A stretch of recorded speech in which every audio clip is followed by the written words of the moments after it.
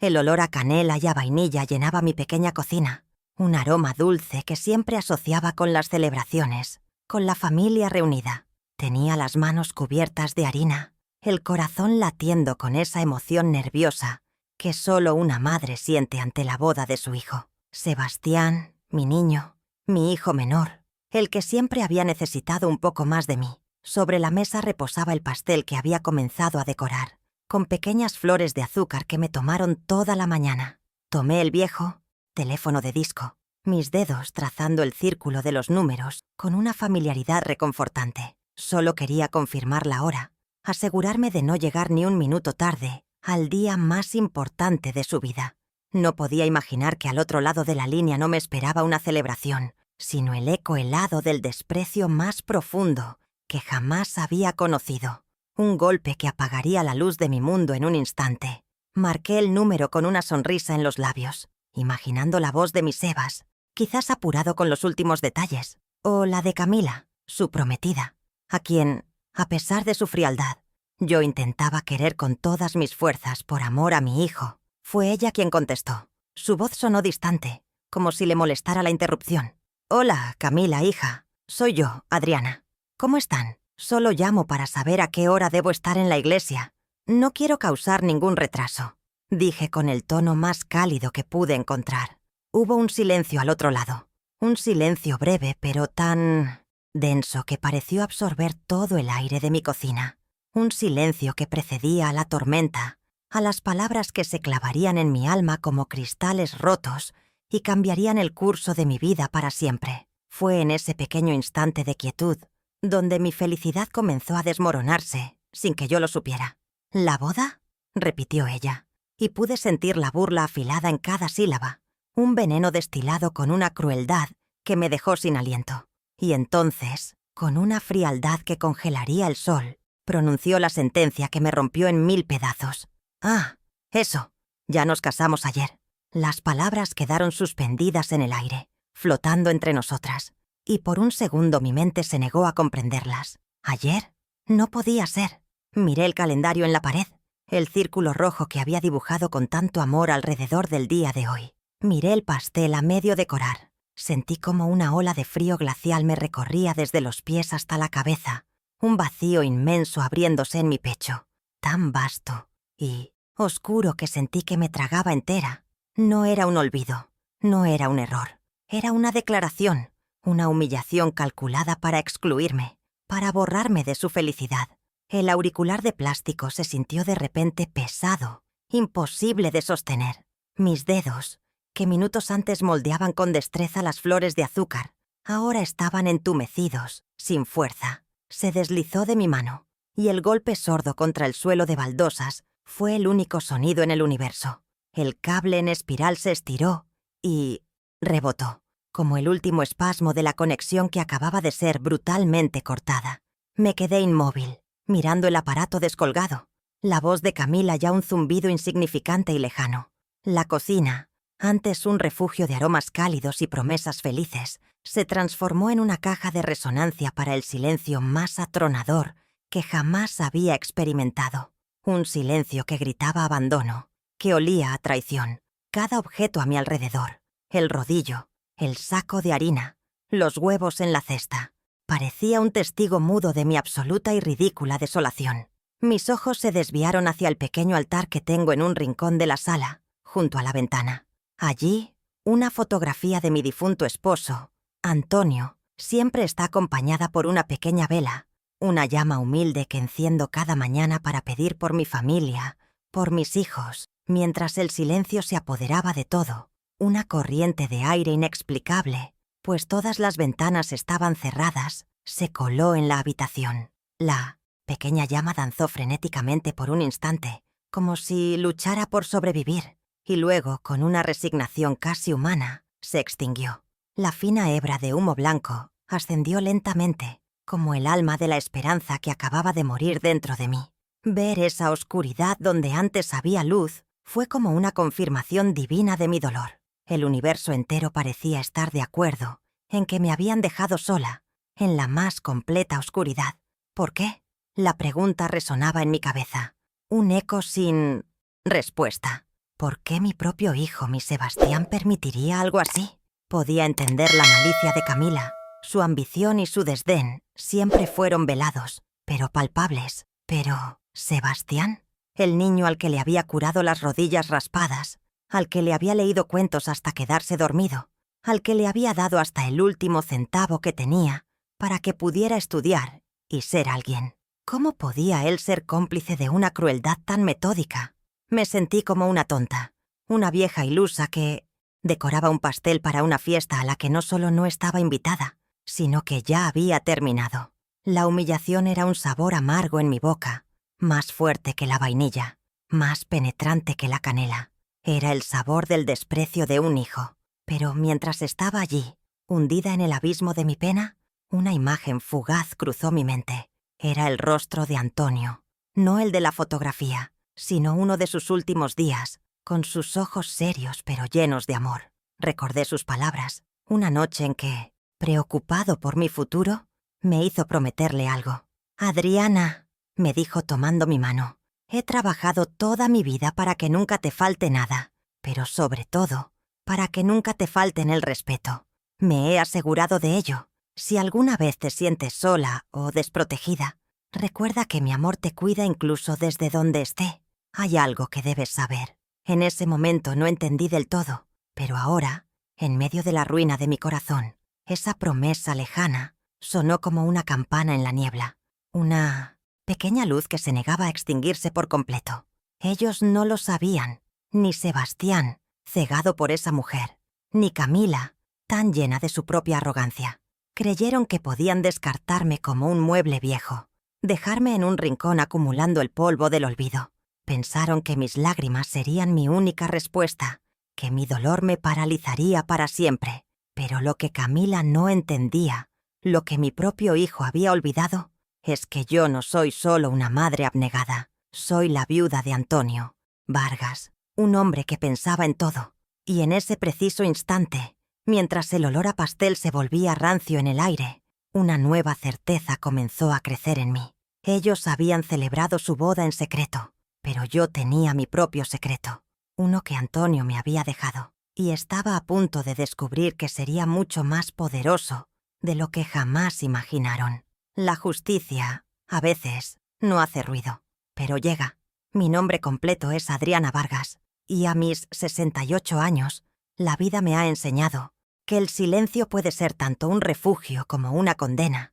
Soy viuda desde hace una década, 10 años exactos desde que mi Antonio partió, dejándome a cargo de esta casa que construimos juntos, ladrillo a ladrillo, y que ahora se siente demasiado grande para mi sola alma. Sobrevivo con su modesta pensión, un dinero que estiro como si fuera masa de pan, para que alcance todo el mes, y lo complemento con la venta de mis dulces caseros, pequeños trozos de alegría que amaso con mis manos, y mis recuerdos. Mis días transcurren en una cadencia predecible, marcada por el sol que se filtra por la ventana de la cocina y el reloj de cuco que Antonio me regaló en nuestro 20º aniversario, cuyo pájaro de madera es a menudo mi única compañía sonora. Mi rutina es mi ancla. Me levanto antes del alba, cuando el mundo aún está en penumbras y el aire es fresco y prometedor. El ritual del café es sagrado, el aroma llenando la casa mientras observo las primeras luces pintar el cielo. Luego salgo a mi pequeño jardín trasero, un retazo de tierra donde mis rosales y mis hierbas aromáticas son mis confidentes. Hablo con ellas, les cuento mis penas y mis pequeñas alegrías, y ellas me responden con sus colores y sus fragancias.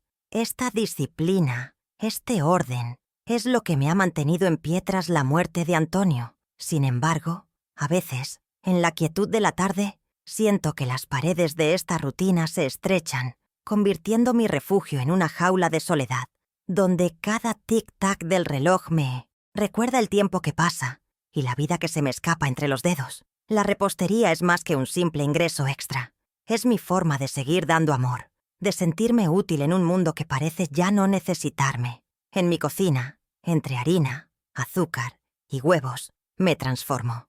Cada polvorón, cada alfajor, cada trozo de pastel de 3 leches lleva una parte de mí, una historia, un cuidado que las máquinas no pueden replicar. Mis vecinos dicen que tengo manos de ángel, y esa es mi mayor recompensa. Ver la sonrisa de un niño al probar uno de mis dulces, o recibir el agradecimiento de una vecina que los llevará a su propia fiesta familiar, me conecta con un propósito. Es un hilo invisible que me une a la vida que sigue latiendo fuera de mis cuatro paredes.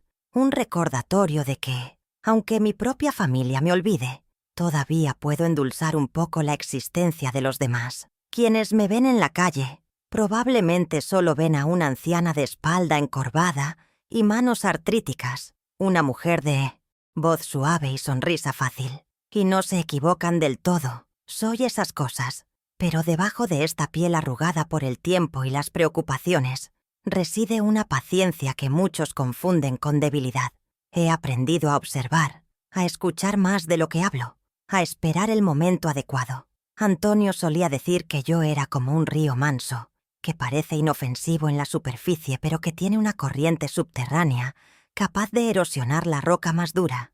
Quizás por eso la gente me subestima. Creen que mi bondad es ingenuidad, que mi silencio es sumisión. No saben que dentro de mí guardo cada palabra, cada gesto, cada herida, esperando el día en que la corriente decida cambiar su curso. La soledad, esa es mi vulnerabilidad más grande, mi herida siempre abierta. Perder a Antonio fue como si me arrancaran la mitad del cuerpo y del alma. Él no era solo mi esposo, era mi compañero, mi cómplice, el que entendía mis silencios y celebraba mis risas. Construimos una vida entera de conversaciones a media voz, de miradas que lo decían todo.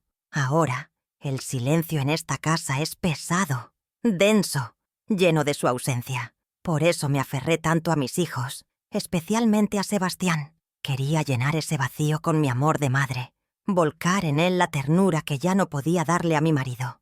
Tal vez lo amé demasiado, tal vez lo protegí en exceso, sin darme cuenta de que mi amor incondicional lo estaba convirtiendo en un hombre débil, incapaz de defenderme de la crueldad ajena. Mis dos hijos son como el día y la noche. Diego, el mayor, heredó la fortaleza y la sensatez de su padre. Vive en otra ciudad, con su propia familia y sus propias luchas, pero nunca ha dejado de llamarme, de preocuparse por mí. Siento su amor a pesar de los kilómetros, aunque a veces su ausencia física pesa como una losa. Sebastián, en cambio, se quedó cerca, pero su corazón parece haberse mudado a un lugar al que no tengo acceso. Se convirtió en el centro de mi universo, y yo, ciegamente, le entregué todo. Cada sacrificio, cada renuncia, era por su futuro, por su felicidad. La traición de su boda secreta no solo me rompió el corazón, sino que me hizo cuestionar cada decisión que tomé como madre, cada pedazo de mí que le entregué y que él, simplemente, tiró a la basura. La gente olvida que antes de ser la viuda de Vargas o la madre de Sebastián, fui Adriana.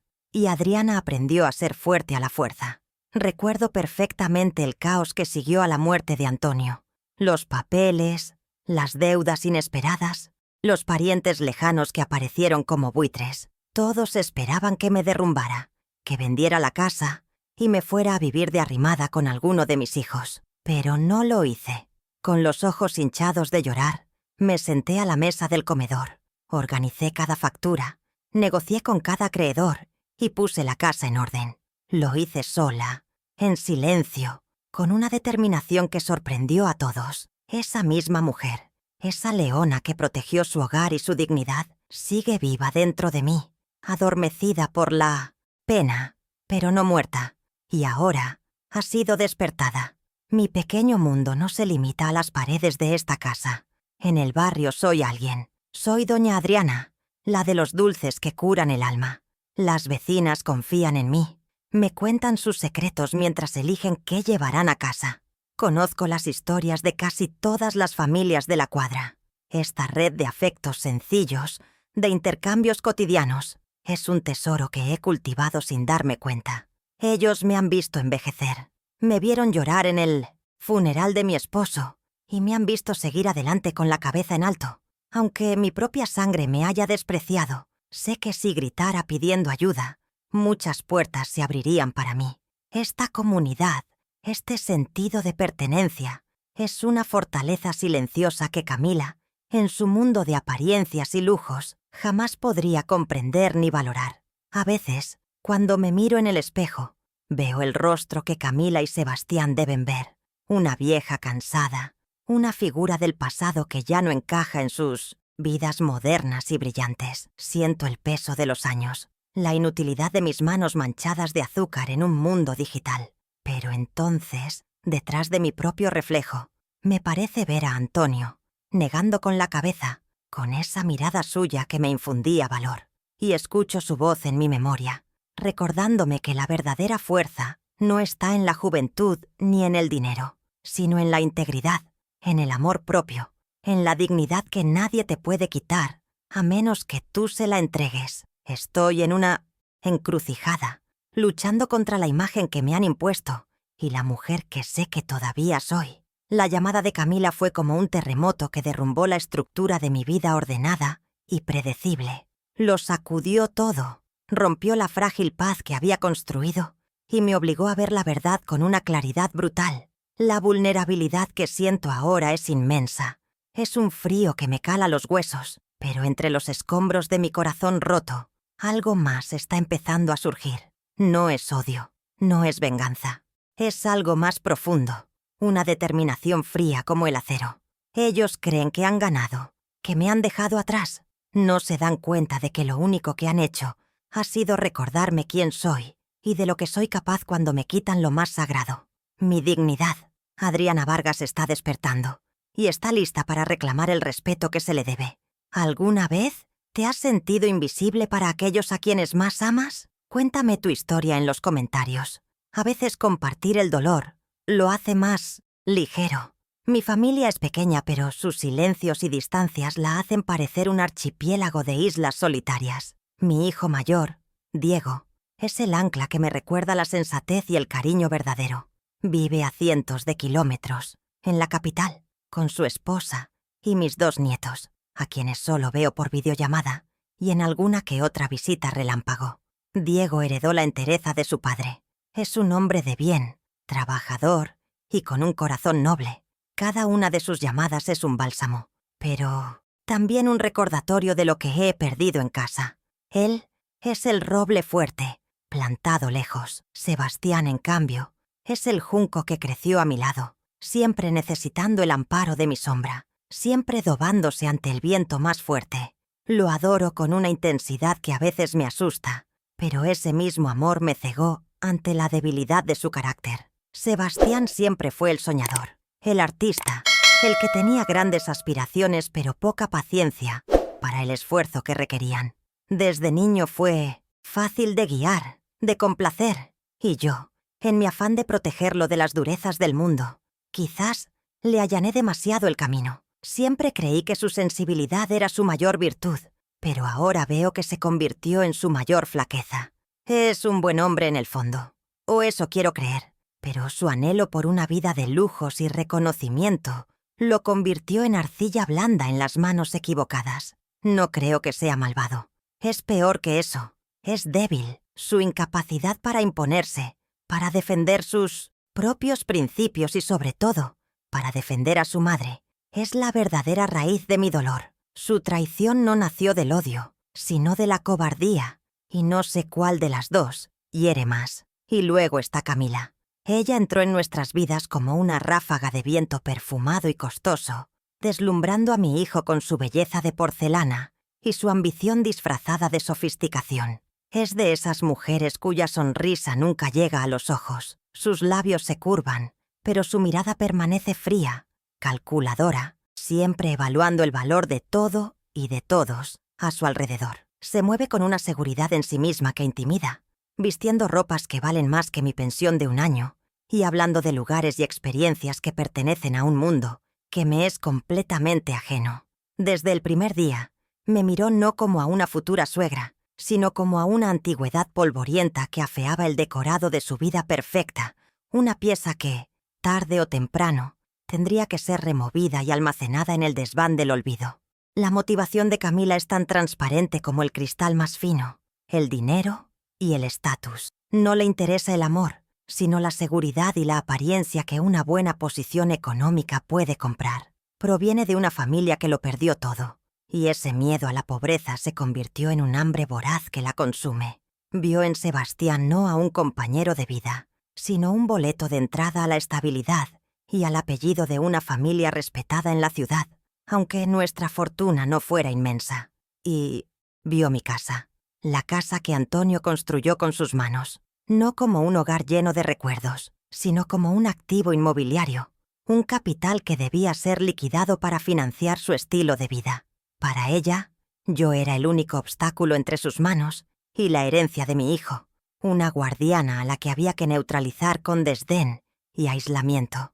Recuerdo la primera vez que Sebastián la trajo a casa para almorzar. Pasé 2 días cocinando sus platos favoritos, queriendo recibirla con los brazos y el corazón abiertos. Ella apenas probó la comida, apartando el plato con una disculpa sobre su dieta. Le regalé un chal de lana que había tejido para ella, con un color azul que pensé que resaltaría sus ojos. Me dio las gracias con una sonrisa forzada y nunca más volví a ver la prenda. Cada intento mío por conectar, por encontrar un terreno común, chocaba contra un muro de indiferencia cortés. Me hacía preguntas sobre mi vida, pero no escuchaba las respuestas. Sus ojos se desviaban, buscando una vía de escape, dejando claro que mi mundo de aromas caseros y lanas de colores le resultaba, en el mejor de los casos, pintoresco y, en el peor, patético. La tensión fue creciendo de forma sutil pero implacable. Hubo un cumpleaños mío, hace 2 años, en el que toda la familia se reunió. En medio de la cena, Camila, con una risa cantarina que no engañaba a nadie, hizo un comentario sobre lo valiente que era yo por seguir viviendo en una casa tan llena de cachivaches antiguos. Lo llamó estilo retroforzado. El insulto fue tan inesperado que todos en la mesa guardaron silencio. Miré a Sebastián, esperando que dijera algo, que defendiera el hogar donde creció, que defendiera a su madre. Pero él solo bajó la mirada y sonrió nerviosamente, como pidiendo disculpas por mi existencia. Ese día su silencio me dolió más que las palabras de ella. Fue la primera grieta seria en el dique, la primera vez que me di cuenta de que mi hijo no dudaría en sacrificarme para mantener la paz con ella. El punto de no retorno fue unos meses después. Aprovechando que yo había ido a visitar a mi hermana por un fin de semana, Camila convenció a Sebastián de que modernizaran mi sala de estar como una sorpresa para mí. Cuando regresé, encontré las paredes pintadas de un blanco estéril y frío. Habían quitado mis cortinas de encaje, reemplazado el viejo sofá de su padre por uno de diseño incómodo y, lo peor de todo, habían descolgado la mayoría de las fotografías familiares, guardándolas en una caja, en el armario. «Para despejar el ambiente, mamá. Se ve más limpio», dijo Sebastián, evitando mi mirada. Camila sonreía, satisfecha de su obra. Había invadido mi espacio, mi historia, y había comenzado a borrarme de mi propia casa. Lloré en silencio esa noche, abrazando la caja de fotos como si fueran los restos de un naufragio. Así que la boda secreta no fue un acto aislado. Ahora lo veo con una claridad que me quema por dentro. Fue el paso final y lógico en el plan de Camila por erradicarme. Fue la culminación de años de pequeñas humillaciones, de silencios cómplices y de un constante menosprecio. Alejar a Sebastián de mí, casarse sin mi presencia, era su forma de declarar su victoria total, de asegurarse de que no habría ninguna madre anticuada que pudiera opinar sobre los nombres de sus futuros hijos o sobre la decoración de su nueva vida. Y Sebastián, mi Sebastián, se dejó llevar, convencido de que ese era el precio de la felicidad moderna. No se dieron cuenta de que, al intentar borrarme, lo único que lograron fue encender en mí una llama que creían apagada desde hacía mucho tiempo. El amor de una madre, dicen, es incondicional. Pero lo que no dicen es que a menudo se mide en la moneda silenciosa del sacrificio, en los pequeños y grandes pedazos de una misma que se van entregando sin esperar nada a cambio. Cuando miro mis manos, no solo veo las arrugas y las manchas de la edad, veo un mapa de mi vida, donde cada línea es una noche en vela, cada callo es una hora extra de trabajo Cada cicatriz es una preocupación por mis hijos. Durante años, creí que esa era mi misión en el mundo, ser el cimiento invisible sobre el que ellos construirían sus vidas. Consideraba cada renuncia como una ofrenda de amor en el altar de su futuro, una semilla que, estaba segura, florecería en gratitud y respeto. Qué ingenua fui al pensar que todas las semillas caen en tierra fértil. Cuando los niños eran pequeños y Antonio trabajaba de sol a sol, nuestra casa era una colmena de actividad y de amor, pero también de una lucha económica constante. Para ayudar con los gastos, yo convertí nuestra mesa de la sala en mi propio taller. Por las noches, después de que todos se dormían, me sentaba frente a la máquina de coser, con la única compañía de una pequeña lámpara, y cosía ropa para las señoras del barrio. El zumbido de la máquina era la canción de cuna de mis sueños pospuestos. Con el dinero que ganaba compraba los libros para la escuela, los zapatos que se quedaban pequeños tan rápido, o ese juguete que tanto deseaban. Estaba siempre cansada, pero el ver sus caritas felices por la mañana me daba la fuerza para volver a sentarme a coser la noche siguiente. Recuerdo una época especialmente dura en la que Antonio se quedó sin trabajo durante casi 6 meses. La despensa comenzaba a vaciarse y la angustia era un nudo permanente en mi garganta. Sin embargo, me aseguré de que Diego y Sebastián nunca sintieran el peso de nuestra precariedad. Aprendí a hacer milagros con un puñado de lentejas y unas pocas verduras. Mi cocina se llenaba del aroma de guisos que, aunque humildes, yo servía con una sonrisa, convirtiendo cada cena en un pequeño festín. Les contaba historias para distraerlos del hecho de que mi plato a menudo tenía menos comida que el de ellos. Me convertí en una actriz, interpretando el papel de la madre que todo lo puede, que no conoce el miedo ni el hambre, ocultando mis propias lágrimas para que ellos pudieran dormir tranquilos y sin preocupaciones. La educación de mis hijos fue siempre la obsesión conjunta de Antonio y mía.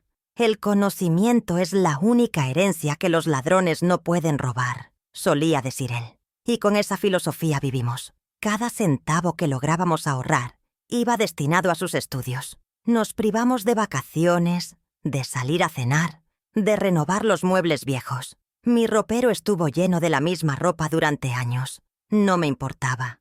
Mi mayor lujo era verlos llegar a casa con buenas notas, saber que les estábamos dando las herramientas para que tuvieran una vida mejor que la nuestra. Ver a Diego graduarse de la universidad fue uno de los días más felices de mi vida. Sentí que cada uno de mis sacrificios había valido la pena, y soñaba con sentir lo mismo con Sebastián. Pero el sueño de Sebastián era más caro. Él quería estudiar diseño gráfico en una de las universidades más prestigiosas y costosas del país. Cuando nos dio la noticia, Antonio ya había fallecido, y mi pensión apenas cubría los gastos de la casa. Vi la ilusión brillar en sus ojos, la misma que yo tuve a su edad y que nunca pude cumplir. Me mostró sus dibujos, su carpeta llena de talento y de esperanza. ¿Cómo podía yo, su madre, ser quien le cortara las alas? Me dijo que si no podía ir a esa universidad, no estudiaría nada, que era su única oportunidad. Esa noche no dormí, pensando, buscando una solución donde parecía no haberla. Y al amanecer, con el corazón encogido pero una decisión firme, supe lo que tenía que hacer. En el fondo de mi armario guardaba un pequeño cofre de madera, el único lujo material que poseía. Dentro, envueltas en terciopelo rojo, estaban las joyas que representaban la historia de mi vida. El anillo de compromiso que Antonio me dio, con un diamante minúsculo pero lleno de promesas. Los pendientes de perlas que mi madre me regaló en mi boda. La pulsera de oro que Antonio me compró con su primer sueldo extra. Cada pieza era un ancla a un recuerdo feliz, un talismán contra la soledad. Sacarlas de su refugio de terciopelo se sintió como una profanación. Las sostuve en la palma de mi mano, sintiendo el frío del metal y el calor de las lágrimas que empezaban a rodar por mis mejillas. Estaba a punto de vender mi pasado para comprar el futuro de mi hijo. La joyería del centro de la ciudad olía a metal y a productos de limpieza. Era un lugar frío y silencioso. El hombre detrás del mostrador, con una lupa en el ojo, examinó mis tesoros con una indiferencia que me heló el alma. Pesó el oro, evaluó la pureza de las piedras. y dictó una cifra que me pareció ridículamente baja, una ofensa a los años y al amor que representaban. Pero yo no estaba en posición de negociar. Asentí en silencio, evitando su mirada, sintiendo una vergüenza profunda, como si estuviera mendigando. Cuando me entregó el fajo de billetes, no sentí alivio, sino un vacío desolador. Salí de esa tienda sintiéndome más ligera, pero también infinitamente más pobre. Había cambiado mis recuerdos por papel, con la única esperanza de que esa inversión diera sus frutos. Esa misma tarde, le entregué el dinero a Sebastián. Le dije que había conseguido un préstamo, que unos ahorros de su padre habían aparecido. No quise que sintiera el peso de mi sacrificio. Pensé que sería una carga para él. Su reacción fue de una euforia desbordante. Me abrazó, me dio vueltas en el aire. Me prometió que un día me compraría un palacio y joyas dignas de una reina. Dijo que nunca olvidaría lo que estaba haciendo por él. Y yo le creí. Creí en cada una de sus palabras, en cada uno de sus besos agradecidos. Guardé el recibo de la joyería en el fondo del cofre, ahora vacío, como el único testigo mudo de una promesa que, con el tiempo, se convertiría en polvo. Los sacrificios no fueron solo económicos. Fue el tiempo que dejé de dedicarme a mí misma para cuidar de ellos cuando estaban enfermos. Fueron los consejos que di a altas horas de la madrugada. Las peleas que medié. Los miedos que absorbí como una esponja para que ellos se sintieran valientes. Fue escuchar sus problemas durante horas, aun cuando mi propio corazón estaba cargado de preocupaciones. Fue ser el puerto seguro al que siempre podían volver, sin importar la tormenta. Fue un vaciamiento constante y voluntario de mí misma para que ellos pudieran estar llenos. Un acto de amor que nunca consideré una carga, sino un privilegio. Creía que el amor se construía así, con actos silenciosos, con una entrega sin contabilidad. Y después de todo eso, después de las noches de costura, de los guisos milagrosos, de vender mi propia historia para pagar su futuro, después de una vida entera de poner sus necesidades por encima de las mías, la recompensa fue una llamada. Una llamada no para invitarme, sino para informarme de que ya no era necesaria, de que la fiesta ya había terminado. El eco de esas dos palabras, ya nos casamos, retumba en mi cabeza y anula cada sacrificio, cada gesto de amor. Lo convierten todo en una ofrenda inútil sobre un altar vacío. Y es ese contraste, esa abismal diferencia entre lo que di y lo que recibí, lo que ha transformado mi dolor en una calma helada, en la certeza de que las deudas, tarde o temprano, deben ser saldadas. Pasaron varios días en los que viví sumergida en una neblina de dolor y confusión. El pastel a medio decorar se secó sobre la mesa de la cocina, un monumento a mi humillación, hasta que finalmente tuve el coraje de tirarlo a la basura. Lloré hasta que sentí que no me quedaban más lágrimas, y, en el fondo de ese pozo de tristeza, en lugar de oscuridad, encontré una extraña calma, una lucidez fría. El dolor no había desaparecido, pero se había transformado. Ya no era una pena paralizante, sino una brasa ardiente de determinación. Comprendí que revolcarme en el sufrimiento era exactamente lo que Camila esperaba de mí, y decidí que no le daría esa satisfacción. Era hora de dejar de llorar por el pasado y empezar a ordenar mi presente, a entender cuál era mi lugar en este nuevo y desolador paisaje. Mi primer impulso fue buscar orden en el caos, y qué mejor lugar para empezar que el viejo arcón de metal donde Antonio guardaba todos los documentos importantes. Hacía años que no lo abría. La llave, pequeña y oxidada, giró con un chirrido quejumbroso, como si despertara a un fantasma. Dentro, el olor a papel viejo y a tinta seca me trajo una oleada de recuerdos. Estaban los títulos de propiedad de la casa, viejas declaraciones de impuestos, pólizas de seguros ya vencidas, los certificados de nacimiento de mis hijos. Me sumergí en esa burocracia del pasado, no buscando nada en concreto, sino simplemente tratando de reconstruir la estructura de la vida que Antonio me había dejado, sintiendo el peso y la responsabilidad de ser la única guardiana de nuestro pequeño legado. Entre un fajo de recibos, encontré un sobre grande y abultado, sellado con lacre, algo que Antonio nunca usaba. Mi nombre estaba escrito en el frente con su caligrafía firme y elegante. Debajo, una nota aparte, sujeta con un clip. Para mi Adriana, abre esto solo si alguna vez la vida te trata con injusticia o si te sientes desprotegida. Busca al doctor Gabriel Monteiro. Él sabrá qué hacer. Confía en mí, mi amor, siempre te cuidaré. Las palabras de mi esposo, escritas quizás 15 años atrás, me hablaron directamente a mi dolor presente. Fue como si hubiera visto el futuro, como si, desde la tumba, me estuviera extendiendo la mano.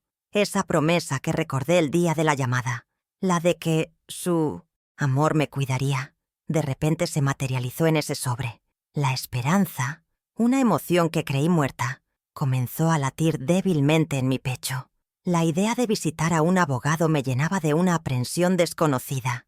En mi mundo, los abogados eran para los problemas graves, para las disputas, para las familias rotas, y aunque la mía ciertamente lo estaba, aceptar ese hecho y dar un paso tan formal se sentía como una declaración de guerra. Durante un día entero dudé, con el sobre en mi regazo, sopesando el miedo contra la última voluntad de mi marido. ¿Qué era peor? ¿Enfrentar a mis hijos o vivir el resto de mi vida como una sombra invisible y despreciada? Al final, la memoria de Antonio y el frío desdén en la voz de Camila me dieron el empuje que necesitaba. Con dedos temblorosos, busqué el número del doctor Monteiro en la vieja agenda telefónica y concerté una cita. Mi voz apenas un susurro que ocultaba una tormenta. El despacho del doctor Gabriel Monteiro era un santuario de orden y sabiduría. Olía a cuero, a madera de cedro y a la dignidad del tiempo. Las paredes estaban cubiertas de libros con lomos dorados, testigos silenciosos de innumerables secretos y soluciones. El doctor Monteiro, un hombre de la misma edad que hubiera tenido Antonio, me recibió con una calidez que me desarmó. Sus ojos, detrás de unas gafas de montura gruesa, mostraban una genuina preocupación. Era un viejo amigo de la familia, el padrino de Diego, y su presencia me transportó a una época más feliz. Su despacho, por primera vez en muchos días, no me sentí como una anciana patética, sino como la señora Adriana Vargas, una mujer digna de respeto, lo que me dio el valor para contarle toda la historia, desde el principio hasta el final. Él me escuchó con una paciencia infinita, sin interrumpirme, asintiendo con gravedad. Cuando terminé, abrió el sobre que le entregué. Dentro había una copia del testamento de Antonio y una carta personal para él. El doctor Monteiro leyó ambos documentos en silencio, su expresión volviéndose cada vez más seria. Finalmente se quitó las gafas y me miró fijamente. «Adriana», dijo con voz solemne, «Antonio no era solo un hombre bueno, era un hombre extraordinariamente previsor. Te amaba más de lo que imaginas. Me explicó que en su testamento, Antonio había incluido una cláusula muy especial, una que él mismo llamó la cláusula de respeto filial. No me dio todos los detalles, solo me dijo que esa cláusula condicionaba directamente la herencia de sus hijos a la forma en que me trataran. Dejé su despacho sin un plan de ataque, pero con algo mucho más importante, la certeza de que no estaba sola ni indefensa. Tenía un guardián silencioso, un secreto legado por mi marido, y ahora sabía que la balanza de la justicia, tarde o temprano, se inclinaría a mi favor. El silencio después de mi visita al abogado fue breve. Unos días después, el teléfono sonó, y al otro lado estaba la voz de Sebastián, falsamente jovial, como si nada hubiera pasado. «Mamá, qué raro que no has llamado. Estábamos preocupados. La manipulación era tan torpe, tan evidente, que sentí una oleada de náusea. Intentaba hacerme sentir culpable, invertir los papeles y colocarme a mí en la posición de la que había fallado. Tomé una respiración profunda, aferrándome a la calma que había encontrado. «He estado ocupada, Sebastián», respondí, mi voz más neutra de lo que él jamás la había oído. El desconcierto en su silencio fue mi primera pequeña victoria. «¿Estás bien? Suenas rara», insistió. «Estoy perfectamente», contesté, y antes de que pudiera enredarme en su red de falsedad, añadí: «Tengo que colgar, cuídate». Y colgué, dejándolo con sus preguntas y su sorpresa. Mientras Sebastián probaba el terreno con su torpe manipulación, Camila eligió un arma más pública y cruel: las redes sociales. Comenzó a publicar las fotos de su boda secreta, pero no todas de golpe. Lo hacía con una cadencia lenta y metódica, una tortura por goteo. Un día, una foto de sus manos, entrelazadas mostrando los anillos, con la leyenda «Para siempre». Al día siguiente, una de ellos brindando con champán en un restaurante lujoso, rodeados de sus amigos sonrientes.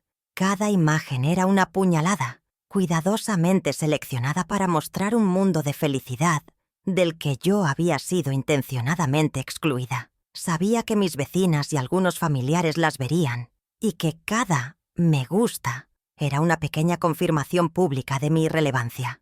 Era una declaración de guerra digital, librada con sonrisas y filtros de Instagram. La humillación digital pronto se trasladó al mundo real. Una mañana, mientras compraba verduras en el mercado del barrio, me encontré de frente con una tía de Camila. La mujer abrió los ojos con una sorpresa teatral y me abrazó con una fuerza que me pareció falsa. «Adriana, querida, qué alegría verte recuperada», exclamó en voz alta, atrayendo la atención de la gente a nuestro alrededor. La miré sin comprender. «Camila nos contó que te dio una gripe terrible justo el día de la boda. Pobrecita, nos apenó tanto que no pudieras estar». El veneno estaba servido en una bandeja de falsa compasión. Me habían inventado una enfermedad para justificar mi ausencia. Tuve que sonreír, asentir y agradecer su preocupación, mientras por dentro la rabia y la impotencia formaban un nudo en mi estómago. Estaba atrapada en su red de mentiras. Un par de semanas después, Sebastián volvió a llamar. Esta vez, la falsa jovialidad fue reemplazada por un tono lastimero. Después de unos minutos de conversación trivial, finalmente soltó la verdadera razón de su llamada. Necesitaba dinero. Fue una boda pequeña, mamá. Pero ya sabes cómo es Camila. Le gustan las cosas bien hechas. Y se nos fue un poco de las manos el presupuesto. Sería solo un préstamo pequeño para empezar bien, sin deudas. Quedé estupefacta. No solo me habían excluido y humillado, sino que ahora, sin el menor rastro de vergüenza, me pedían que financiara el evento de mi propia marginación. Por primera vez en mi vida, sin dudar un segundo, le dije que no. Lo siento, Sebastián, pero no puedo. Mis finanzas son muy ajustadas. El silencio atónito al otro lado de la línea fue ensordecedor. Mi negativa, por supuesto, desató la furia de Camila, aunque de una forma indirecta y taimada. Al día siguiente, mi teléfono comenzó a recibir mensajes de texto suyos. No eran insultos directos, sino algo mucho más perverso. «Adriana, espero que estés bien. Sebastián está muy triste por tu llamada de ayer. Se preocupa de que te estés aislando. Recuerda que, a pesar de todo, eres su madre, y él solo quiere tu felicidad». Cada palabra era una acusación velada, un intento de pintarme como una anciana resentida y difícil que le estaba causando dolor a su amado hijo. Era una maestra de la agresión pasiva, usando la preocupación como un arma para hacerme sentir culpable por establecer un límite, por defender mi propia dignidad y mi escaso dinero. Su audacia no conocía límites. Una tarde, mientras yo atendía mi pequeño puesto de dulces en la plaza del barrio, apareció ella, del brazo de una de sus amigas igualmente elegantes. Se acercó con una sonrisa radiante, como si fuera una patrona visitando a un siervo. «Mamá Adriana, qué maravilla que te mantengas tan activa con tus pasatiempos», dijo en voz lo suficientemente alta como para que los otros clientes la oyeran. La palabra pasatiempos fue como una bofetada, restando importancia al trabajo que me ayudaba a sobrevivir. Compró una caja de alfajores y me pagó con un billete grande, haciendo un gesto para que me quedara con el cambio. «Para tus gastos», dijo con condescendencia. Quería humillarme públicamente, establecer su superioridad económica y mi supuesta dependencia.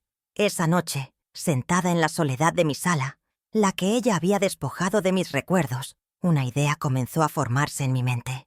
Miré a mi alrededor, a las paredes blancas y frías, al sofá impersonal. Esta casa, mi hogar, se había convertido en el escenario de mi dolor, pero también era mi mayor posesión, el fruto del trabajo de toda una vida con Antonio. Comprendí que era mi única fortaleza, mi único recurso tangible. ¿Y si la vendía? La idea me aterrorizó. Significaba dejar atrás 40 años de mi vida, pero al mismo tiempo sentí una oleada de poder Vender la casa no solo me daría independencia económica, sino que era la única jugada en este tablero cruel que ellos jamás esperarían. Era mi as en la manga, y la idea de usarlo comenzó a arraigarse en mi corazón. Como si pudieran leer mis pensamientos, se presentaron en mi puerta sin avisar al fin de semana siguiente. Traían una orquídea en una maceta cara, un torpe intento de ofrenda de paz. Su objetivo era evidente: olfatear la fuente de mi nueva resistencia. La conversación fue un campo de minas. Camila no paraba de hablar de sus planes de futuro, de lo maravilloso que sería criar a sus hijos en una casa con jardín, una casa como esta, con tanta historia, dijo, mirándome de reojo. Cada palabra era un recordatorio de que ellos veían mi hogar no como mi presente, sino como su futuro, y a mí como la ocupante temporal que se estaba demorando demasiado en desocupar la propiedad. La sutileza finalmente se agotó, y la verdadera razón de su visita salió a la luz. Fue Camila, por supuesto, quien se atrevió a decirlo. «Hemos estado pensando, Adriana», comenzó, con un tono falsamente dulce, «que esta casa es demasiado grande para ti sola. La limpieza, el mantenimiento, debe ser agotador. Quizás sería más práctico para ti mudarte a un apartamento más pequeño, más moderno, o incluso una de esas residencias para mayores tan bonitas que hay ahora. Y así nosotros podríamos, ya sabes, aprovechar este espacio para empezar nuestra propia familia». La propuesta, hecha mientras estaba sentada en el sofá de mi difunto esposo, en el centro de mi propio universo, fue la ofensa más grave que había recibido hasta entonces. Querían echarme de mi propia vida. Contrario a lo que ellos esperaban, no grité, no lloré, no los eché de mi casa. Un frío glacial se apoderó de mí, dándome una claridad asombrosa. Los miré a ambos, a Sebastián, que evitaba mis ojos, y a Camila, que sonreía expectante, y con la voz más serena que pude encontrar, simplemente dije: «Es una idea interesante. Lo pensaré». Mi calma los descolocó por completo. Esperaban una explosión emocional, una escena que les permitiera llamarme loca e irracional. Mi respuesta, tranquila y ambigua, fue un muro contra el que no supieron cómo chocar. Se fueron confundidos, frustrados, sintiendo por primera vez que habían perdido el control de la situación. Esa noche supe que había ganado una batalla importante en esta guerra silenciosa. La represalia no tardó en llegar, esta vez en forma de rumores. Empecé a notar que algunas vecinas me saludaban con una mezcla de lástima y distancia. Una de ellas, la más cercana a mí, finalmente me confesó lo que se decía. Aparentemente Camila le había estado contando a todo el mundo que yo estaba pasando por una etapa difícil, que mi memoria me fallaba y que me estaba volviendo desagradecida y paranoica.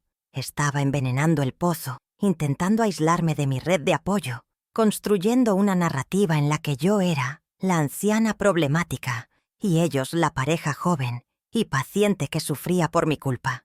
Era una estrategia cruel y calculada para desacreditarme antes de que yo pudiera contar mi versión de la historia. Fue entonces cuando llamé a Diego. Necesitaba un aliado. Necesitaba que alguien en mi familia conociera la verdad. Durante más de una hora le conté todo, desde la llamada de la boda hasta la propuesta de echarme de mi casa. Mi voz se quebró varias veces, pero no por debilidad, sino por el peso de la verdad acumulada. Diego escuchó en silencio, y cuando terminé, solo pude oír su respiración furiosa al otro lado de la línea. «Ese imbécil», dijo, refiriéndose a su hermano. «Y esa víbora. Mamá, no. Estás sola en esto. No hagas nada todavía, pero quiero que sepas que tienes todo mi apoyo. Lo que tú decidas, yo estaré contigo». No van a salirse con la suya. Sentir su rabia, su lealtad incondicional, fue como recibir una transfusión de fuerza. La llamada de Diego debió de alertarlos, porque al día siguiente recibí la llamada más dolorosa de todas. Era Sebastián, y por primera vez me gritaba: «¿Qué demonios le has contado a Diego? ¿Por qué estás intentando poner a mi hermano en mi contra?», espetó, su voz distorsionada por la ira.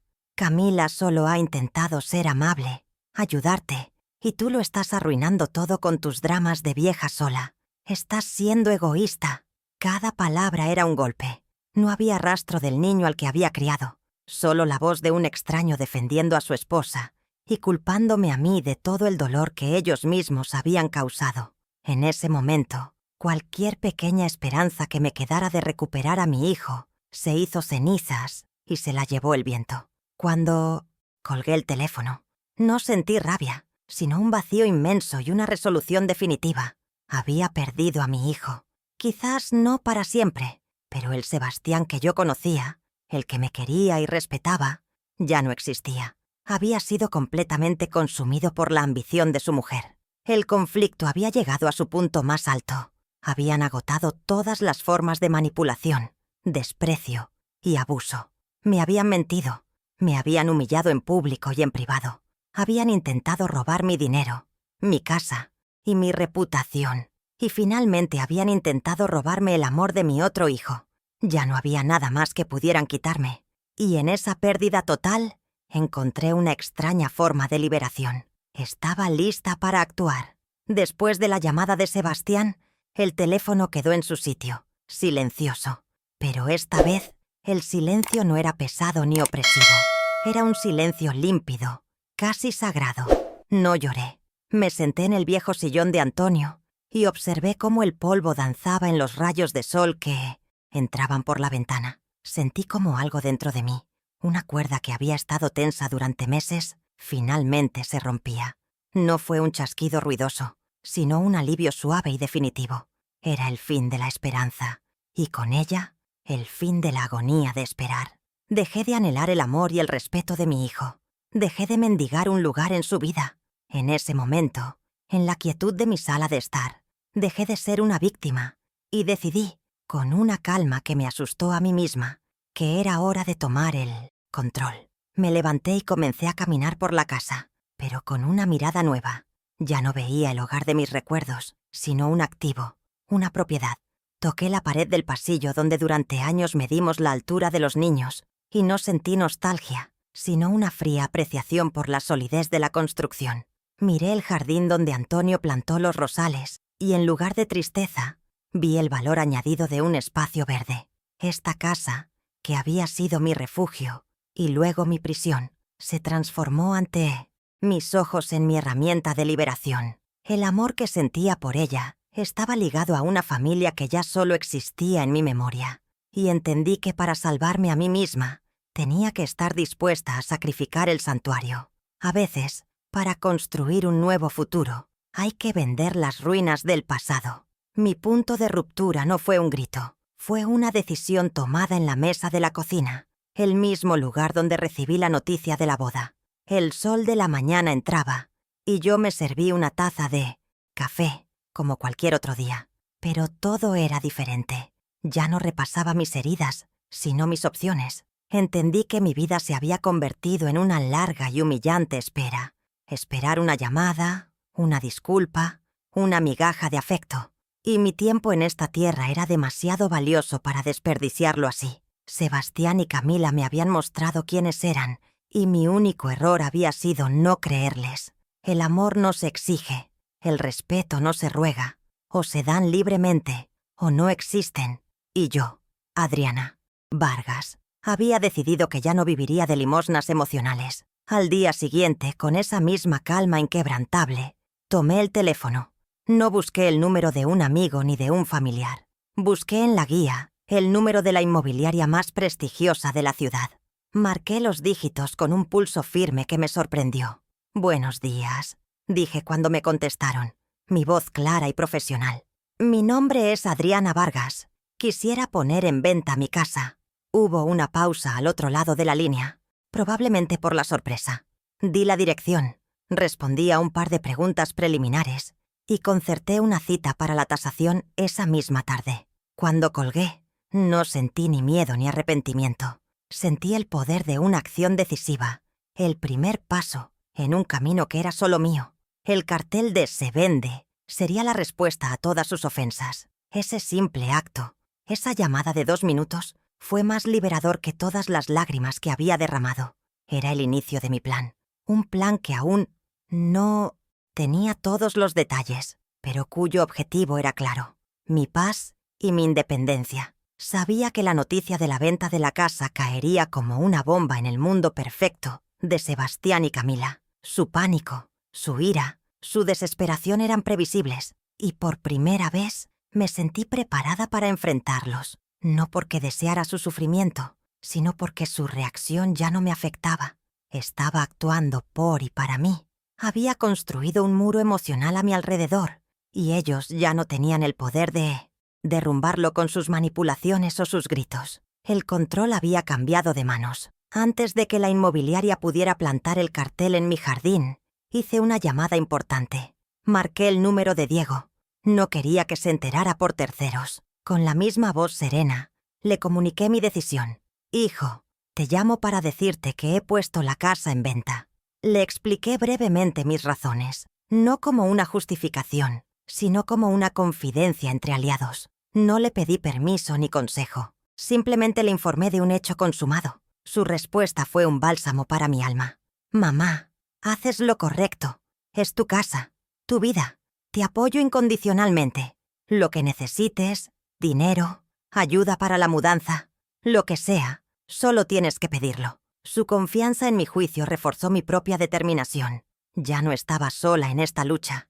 Mi siguiente llamada fue al doctor Gabriel Monteiro. Quería asegurarme de que mi estrategia no interfiriera con el as que Antonio me había dejado en la manga. Le informé de la venta de la casa y le pregunté directamente si eso afectaría la cláusula del testamento. Pude casi oír su sonrisa a través del teléfono.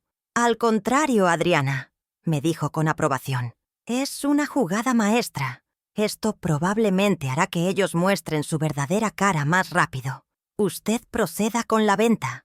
Cuando su hijo o su nuera la llamen para reclamar, y créame que lo harán, simplemente dígales que cualquier asunto relacionado con la propiedad debe ser tratado a través de mí». Me dio un escudo legal y estratégico. Ahora no solo tenía un plan, sino también un general que me guiaba en la batalla. Al final de ese día, me sentí como una persona nueva. La Adriana temerosa y herida se había quedado atrás. En su lugar, había una mujer que, aunque con el corazón marcado por cicatrices, miraba hacia el futuro con una resolución de acero. Ya no era un peón en el juego de otros. Me había convertido en una jugadora. El plan era sencillo: vender la casa, asegurar mi independencia económica y construir una nueva vida lejos de su toxicidad. El cartel de «Se vende» no era solo un anuncio inmobiliario, era mi declaración de independencia, el grito silencioso de una mujer que había decidido que su dignidad no estaba a la venta, pero su casa sí, y el precio lo pondría yo. El día que plantaron el cartel de «Se vende» en mi jardín fue un día soleado, casi irónicamente alegre. 2 hombres de la inmobiliaria lo clavaron en la tierra con golpes secos y certeros, y el sonido resonó en la calle silenciosa. Me quedé observando desde detrás de la cortina de la sala, viendo cómo las letras rojas y audaces gritaban al mundo mi decisión. No sentí una punzada de tristeza, como habría esperado. En cambio, sentí una extraña serenidad, como el capitán de un barco que acaba de dar la orden de levar anclas, zarpando hacia un destino desconocido pero elegido. El cartel no era un símbolo de pérdida, sino una bandera de mi nueva soberanía. Era la prueba tangible de que el juego había cambiado y que yo, por fin, había movido la primera pieza en el tablero. No tuve que esperar mucho. Menos de 1 hora después, mi teléfono sonó con una insistencia violenta. Era Sebastián. Su voz, al otro lado de la línea, era una mezcla irreconocible de pánico y furia. «¿Mamá? ¿Qué demonios significa ese cartel en el jardín? Te has vuelto completamente loca. Me está llamando todo el mundo para preguntar. Nos estás poniendo en ridículo». La arrogancia y la condescendencia habían desaparecido, reemplazadas por el chillido agudo del miedo. Miedo a perder lo que él ya consideraba suyo. Escuchar esa desesperación en su voz, la de un hombre que semanas antes me había gritado con tanta displicencia, fue la confirmación de que había tocado el nervio exacto. Fue mi primera, y muy amarga, victoria.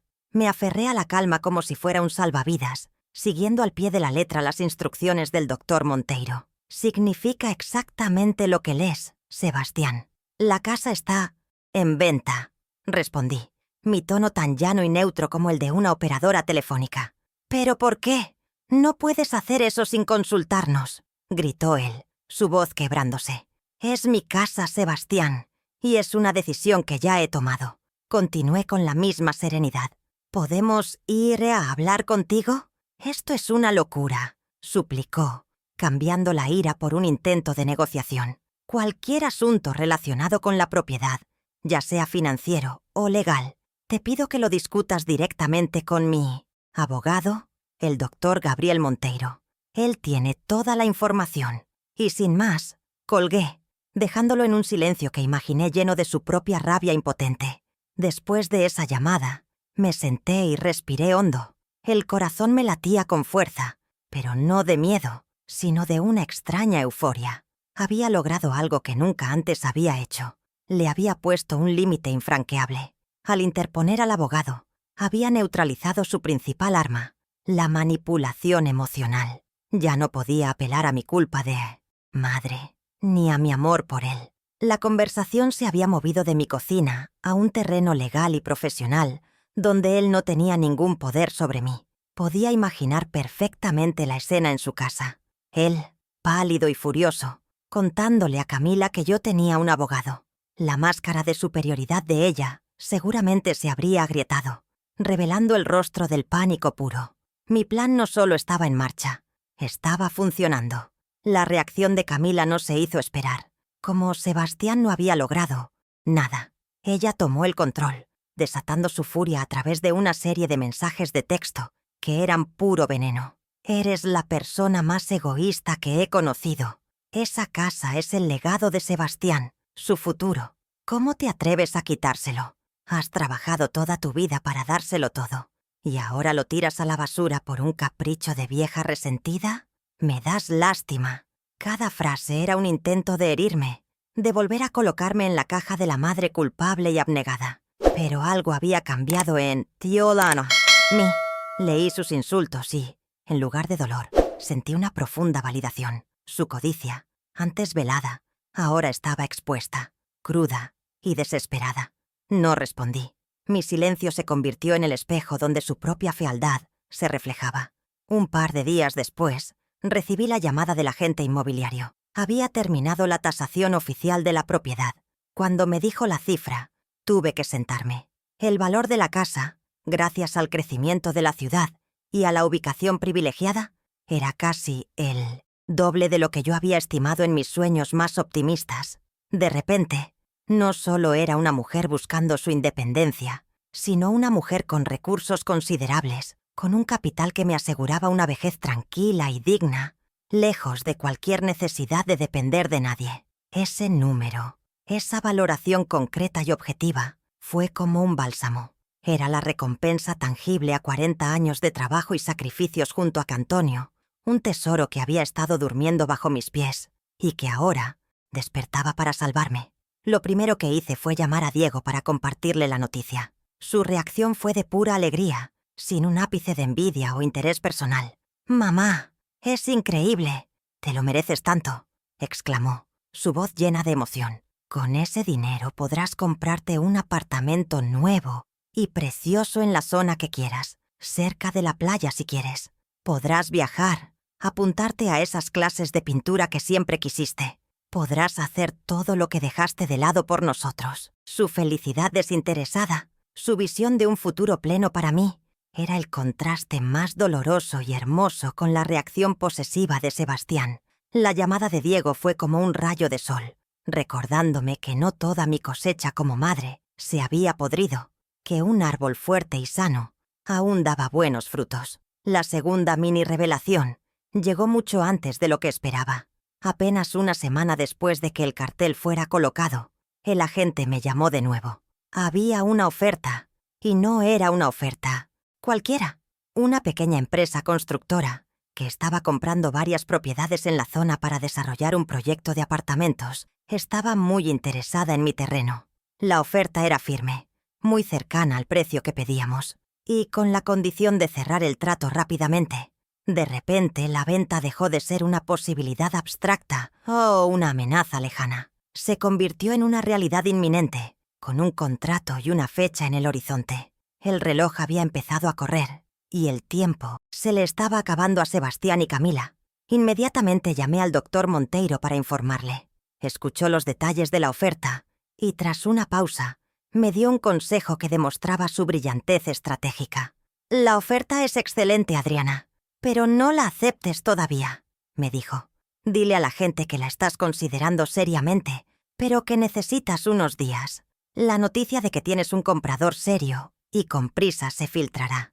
Llegará a oídos de tu hijo. Su desesperación se convertirá en pánico absoluto. Y la gente en pánico comete errores. Démosles la oportunidad de cometer el error final que necesitamos. Se sentirán acorralados y actuarán de forma imprudente». Comprendí entonces que no solo estábamos defendiéndonos, estábamos tendiendo una trampa, usando su propia codicia como cebo. Así, en el transcurso de unas pocas semanas, el panorama de mi vida había cambiado drásticamente. Había pasado de ser una víctima silenciosa a ser una estratega con poder. Tenía un abogado que era mi general, un hijo leal que era mi apoyo incondicional y, ahora, un poder financiero que nunca había soñado poseer. El plan, que nació de la desesperación, estaba dando frutos de una manera espectacular. Cada paso que daba me reafirmaba en mi decisión. La casa, que había sido el símbolo de mi sacrificio y mi dolor, estaba a punto de convertirse en la llave de mi libertad.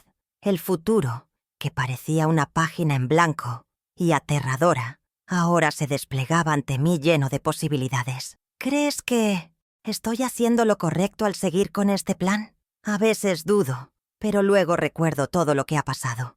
Déjame saber tu opinión en los comentarios. Vuestras palabras y vuestro apoyo me dan una fuerza inmensa para seguir adelante en este camino tan difícil. La llamada llegó una tarde de martes. Era Sebastián, pero su voz era irreconocible. Atrás quedaba el tono iracundo y acusador. En su lugar había una dulzura empalagosa y desesperada que me revolvió el estómago. Me suplicó que fuera a cenar a su apartamento el sábado. Solo nosotros, mamá, en familia, para hablar las cosas con calma.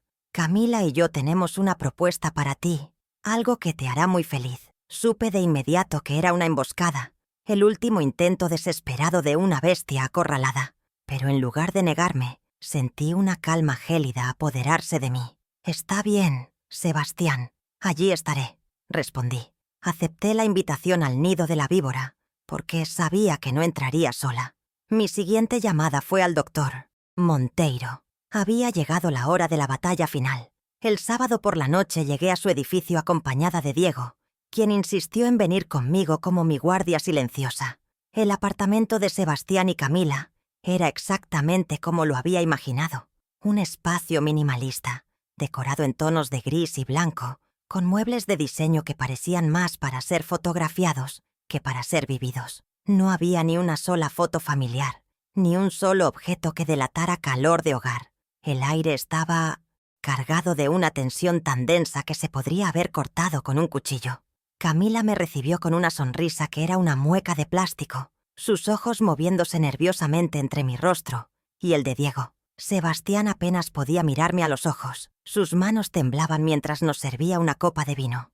Tras una cena tensa y casi muda, donde cada bocado parecía un acto de agresión, finalmente pusieron las cartas sobre la mesa. Fue Sebastián quien habló, con un discurso que seguramente había ensayado. «Mamá, hemos estado pensando mucho y entendemos que quieras tu propio dinero. Por eso, queremos hacerte una oferta para comprar tu parte de la casa. Así el hogar de la familia se queda con nosotros, como papá habría querido». Luego Camila, con un aire de magnanimidad, deslizó un papel sobre la mesa. Era una cifra, un número tan insultantemente bajo que por un momento pensé que era una broma. Era menos de un tercio de la tasación oficial. Esperaban que mi sentimentalismo y mi supuesta ignorancia me hicieran caer en su trampa. Miré la cifra, luego los miré a ellos, y con la más tranquila de las voces, respondí: «Agradezco la oferta, pero no puedo aceptarla. Es demasiado baja». Y entonces solté mi propia bomba. Además, ya tengo una oferta formal de una constructora por casi el triple de esa cantidad, y pienso aceptarla la próxima semana. El efecto fue inmediato. La máscara de amabilidad de Camila se hizo añicos, revelando el rostro contorsionado por la furia que yo conocía tan bien. «No puedes hacer eso», siseó golpeando la mesa. «¿Cómo te atreves a venderle la casa de nuestro futuro a unos extraños? Después de todo lo que Sebastián ha hecho por ti, eres una vieja egoísta y desagradecida». Las acusaciones, antes susurradas en mensajes, ahora eran gritadas a través de la mesa. Sebastián, como siempre, intentó apaciguar la situación, pero terminó poniéndose del lado de su esposa, como un títere sin voluntad. «Mamá, por favor, piénsalo. Es por nuestro futuro, por los nietos que un día te daremos. ¿Cómo puedes darle la espalda a tu propia sangre de esta manera?», dijo, su voz quebrada por una autocompasión que me resultó repugnante. Estaba intentando, una última vez, manipularme con la culpa, con un futuro hipotético, ignorando por completo el presente que él mismo había destruido. Se atrevió a hablar de sangre, cuando había demostrado que la suya era más delgada que el agua, incapaz de defender a quien le dio la vida, incapaz de honrar la memoria de su propio padre. Fue entonces cuando Diego, que había permanecido en un silencio tenso, se levantó de su silla, su cuerpo temblando de una rabia contenida. «No te atrevas a hablarle así a mamá», rugió, señalando a Sebastián. «La única persona egoísta aquí es esta mujer que tienes al lado, que te ha envenenado el cerebro. Y tú, por ser un cobarde y permitirlo». La sala explotó. Los dos hermanos se gritaron, sacando a relucir años de resentimientos, mientras Camila lanzaba insultos como si fueran dardos venenosos. La cena familiar se había convertido en un campo de batalla, un espectáculo grotesco de codicia y debilidad. Y yo, en el centro de la tormenta, permanecí en silencio, observando cómo su mundo se derrumbaba por su propio peso. En el clímax de los gritos, mientras Sebastián y Diego estaban casi a punto de llegar a las manos, sonó el timbre. El sonido, agudo e insistente, cortó la tensión como un cuchillo. Todos se quedaron helados, sus rostros vueltos hacia la puerta. Sebastián, confundido, fue a abrir. En el umbral, impecablemente vestido con un traje oscuro y portando un maletín de cuero, se encontraba el doctor Gabriel Monteiro. Su presencia irradiaba una autoridad tranquila y solemne que silenció la habitación al instante. «Buenas noches, Sebastián», dijo con voz firme. «Disculpen la interrupción. Adriana me ha pedido que pasara. Parece que hay algunos asuntos importantes que necesitan ser aclarados». Había enviado el mensaje de texto al abogado justo cuando la discusión comenzó, tal como lo habíamos planeado. El acto final estaba por comenzar. El doctor Monteiro entró en la sala y nos miró a todos, uno por uno. Su mirada se detuvo un instante más en Camila, quien lo observaba con una mezcla de desafío y temor. «Hay una evidente y lamentable disputa sobre la propiedad que mi cliente, Adriana Vargas, planea vender», comenzó, su voz de abogado llenando cada rincón. «Y parece que se basa en una interpretación incorrecta del testamento de Antonio Vargas». Camila soltó una risa sarcástica. «Por favor, el testamento es muy claro. La mitad de todo es de Sebastián cuando ella ya no esté». El doctor Monteiro levantó una ceja. «Ahí es donde se equivoca», dijo, mientras abría su maletín y extraía un documento encuadernado. Antonio era un hombre muy detallista. Se colocó las gafas y, con una lentitud deliberada, comenzó a leer. «Cláusula séptima, subtítulo B, de la condición suspensiva del legado filial», prosiguió, su voz clara y resonante. «Lego a mis hijos Diego y Sebastián Vargas mi parte de todos mis bienes en partes iguales. No obstante, este legado queda sujeto a una condición esencial e ineludible, que ambos traten a su madre, Adriana Vargas, con el amor, el respeto y la dignidad que ella merece durante el resto de su vida». Hizo una pausa, dejando que las palabras calaran. «Cualquier acto de desprecio, abandono, falta de respeto grave o humillación, debidamente documentado y a juicio del albacea, aquí presente, anulará de forma inmediata e irrevocable el derecho de herencia del hijo infractor, pasando su parte a ser propiedad plena y absoluta de Adriana Vargas». Un silencio sepulcral cayó sobre la habitación.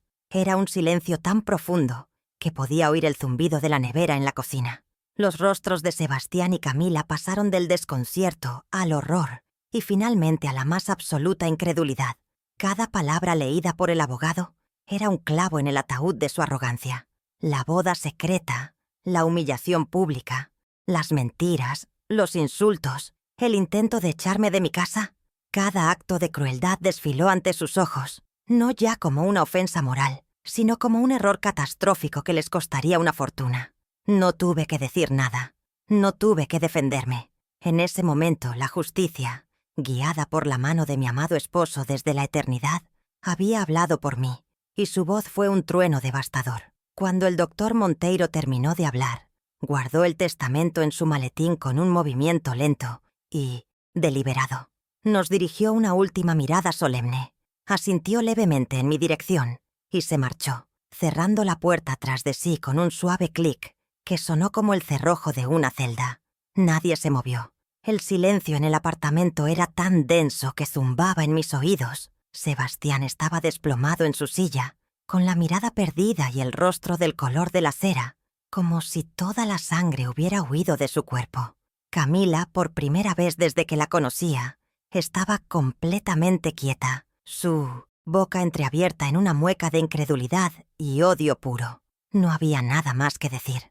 Diego me puso una mano en el hombro, y sin dirigirles una sola palabra, nos levantamos y nos fuimos, dejando atrás las ruinas de sus ambiciones y el eco de la justicia de un hombre muerto. Las consecuencias de esa noche no tardaron en llegar, como una avalancha desatada por una sola palabra. Unas semanas después, el doctor Monteiro me informó de que Camila había solicitado el divorcio. Su amor, construido sobre la promesa de una herencia sustanciosa, no sobrevivió a la verdad. Sin la perspectiva de mi casa y de la fortuna de mi marido, Sebastián ya no era un buen partido, sino un hombre débil con deudas. La pareja perfecta, que se exhibía en redes sociales, se desmoronó en cuanto el dinero desapareció de la ecuación, probando lo que yo siempre supe, que su matrimonio no era una unión de corazones, sino un contrato de negocios que acababa de ser declarado nulo y sin valor. Camila desapareció de nuestras vidas tan rápido como había llegado, en busca de otra presa más afortunada. Para Sebastián, la partida de Camila fue solo el comienzo de su caída. Lo perdió todo, a su esposa, su derecho a la herencia y, lo que es peor, se perdió a sí mismo. Tuvo que vender el lujoso apartamento para pagar las deudas que habían acumulado y mudarse a un pequeño piso de alquiler en una zona mucho más modesta de la ciudad. Supe, por Diego, que había perdido su trabajo y que luchaba contra una profunda depresión. No sentí alegría por su desgracia. No sentí el dulce sabor de la venganza. Lo que sentí fue un dolor profundo y antiguo, el dolor de una madre que ve a su hijo destruido, no por el destino, sino por sus propias y nefastas elecciones. Lloré por él, no por el hombre que era, sino por el niño que fue y el buen hombre que pudo haber llegado a ser. Mientras tanto, mi vida florecía. La venta de la casa se cerró sin contratiempos, y el día que firmé los papeles finales, sentí un peso liberarse de mis hombros, el peso de un pasado doloroso y de un futuro incierto. Con la seguridad económica que nunca antes había tenido, tomé la decisión más importante de mi nueva vida. Podría haberme dedicado a viajar, a descansar, pero eso no estaba en mi naturaleza. En lugar de eso, decidí invertir en mí misma, en mi talento. Con la ayuda de Diego, que se encargó de toda la parte administrativa, alquilé un pequeño y encantador local en el corazón de un barrio tranquilo y comencé a construir el sueño que nunca me había atrevido a tener. Así nació la dulcería, Los Recuerdos de Adriana. No era un negocio grande ni ostentoso. Era un pequeño rincón acogedor que olía a mantequilla, a chocolate y a bizcocho recién horneado. Las paredes estaban pintadas de un color crema cálido, y en las estanterías, junto a los pasteles y las galletas, coloqué algunas de las viejas fotografías familiares que había rescatado de la caja. Transformé mi don, que antes era una herramienta de amor familiar, en mi profesión, en mi fuente de orgullo. Cada dulce que vendía era una pequeña victoria, una prueba de que, incluso a mis 69 años, Una mujer puede reinventarse y construir su propia felicidad desde cero. Mi dolor se había transformado en harina y azúcar, y el resultado era dulce.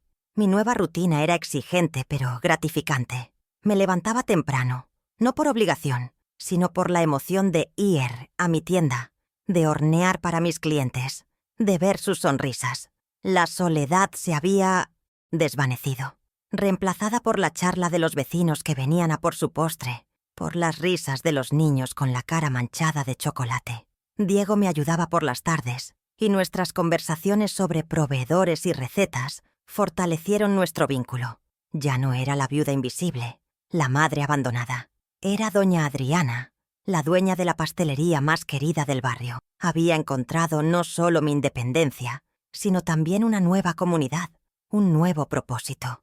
Mi espíritu, que había estado a punto de extinguirse, ahora brillaba con más fuerza que nunca.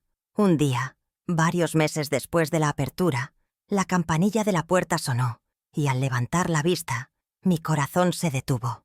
Era Sebastián. Estaba mucho más delgado, con ojeras profundas y una barba descuidada. La arrogancia había desaparecido de sus ojos, reemplazada por una vergüenza tan profunda que apenas podía sostenerme la mirada. Se quedó parado junto al mostrador, observando los pasteles en silencio, como un fantasma, visitando un mundo al que ya no pertenecía. Finalmente, con la voz rota, me miró y me pidió perdón. No por la herencia, no por el dinero. «Perdóname, mamá», susurró. «Perdóname por el dolor, por mi ceguera, por haberte fallado de la peor manera posible». Lo miré, y vi en su rostro no al hombre que me había herido, sino al niño perdido que había dentro de él. Mi corazón de madre, a pesar de todo, se conmovió. Saqué un pañuelo y sequé una lágrima que no sabía que había derramado. «El perdón se otorga, Sebastián», le dije suavemente, pero con una firmeza que no admitía dudas. «Te perdono porque soy tu madre, y mi amor por ti, aunque herido, sigue aquí». Hice una pausa y lo miré a los ojos. «Pero quiero que entiendas algo. El perdón no borra el pasado. La confianza que rompiste no se repara con una disculpa». Le ofrecí un camino, no un regreso. Le ofrecí la posibilidad de reconstruir, ladrillo a ladrillo, el respeto que había perdido, sabiendo que sería un camino largo y difícil, que solo él podía decidir si quería recorrer. Al final de este largo y tortuoso camino, he llegado a comprender el verdadero significado de la palabra herencia. Durante años pensé que la herencia que Antonio y yo dejaríamos a nuestros hijos serían los ladrillos de esta casa, la cuenta de ahorros que tanto nos costó llenar. ¡Qué equivocada estaba! La verdadera herencia que mi esposo me dejó a mí, y que intentó dejarles a ellos, fue una lección invaluable grabada en una cláusula de un testamento. No era una trampa, como pensaron Sebastián y Camila en su ceguera. Era un escudo, su último acto de amor para protegerme, pero también una brújula moral para ellos. Les estaba enseñando que el dinero y las propiedades son solo posesiones, pero que el respeto por quien te dio la vida es el fundamento sobre el que se construye un verdadero legado. Hoy, mi herencia es el aroma a vainilla que inunda mi pequeña tienda cada mañana. Son las sonrisas de mis clientes, la lealtad incondicional de mi hijo Diego y la paz que siento en mi corazón cada noche al acostarme. Es una herencia que no se puede tasar ni depositar en un banco, porque la construí yo misma con los escombros de mi vida anterior. Es la prueba de que la verdadera riqueza no reside en lo que posees, sino en lo que te has convertido a través de tus luchas. He aprendido que la dignidad es el único activo que nadie puede embargarte, y el amor propio es el único tesoro que crece cuanto más lo compartes con el mundo. Mi tienda no solo vende dulces. Cada pastel es un pedazo de mi resiliencia, una dulce victoria contra el olvido. Todo este dolor, toda esta ruptura, podría haberse evitado con 2 palabras que son tan fáciles de pronunciar y, sin embargo, tan a menudo olvidadas. Gracias, mamá. La ingratitud fue el veneno que lo corrompió todo. Es una maleza silenciosa que crece en el jardín del amor familiar y termina ahogando las flores más hermosas. El amor de un padre o una madre nunca debe darse por sentado, pues cada sacrificio, cada renuncia, es un hilo con el que se teje el tapiz de la vida de un hijo. Cuando esos hilos se desprecian, Cuando el amor se trata como una obligación y no como un regalo, el tejido entero se deshace, dejando a todos a la intemperie, desprotegidos del frío de la soledad y el arrepentimiento. Si algo he aprendido, si hay una verdad que se ha grabado a fuego en mi alma, es esta. Quien no respeta sus raíces, pierde su herencia. Y no hablo solo del dinero. Sebastián, al darme la espalda, no solo perdió una casa, perdió su historia, su ancla, su conexión con el amor incondicional que lo trajo al mundo. Se convirtió en una hoja a la deriva, arrancada del árbol familiar por el viento de la ambición de otra persona. Cambió el oro sólido de un legado de amor por el brillo falso de una vida superficial. Y al final se quedó con las manos vacías y el alma en quiebra. Porque la verdadera herencia es el orgullo de saber de dónde vienes y el honor de cuidar a quienes te cuidaron. Mi historia llega a su fin, pero mi vida continúa, más plena y más mía que nunca. No soy una mujer amargada, sino una mujer sabia.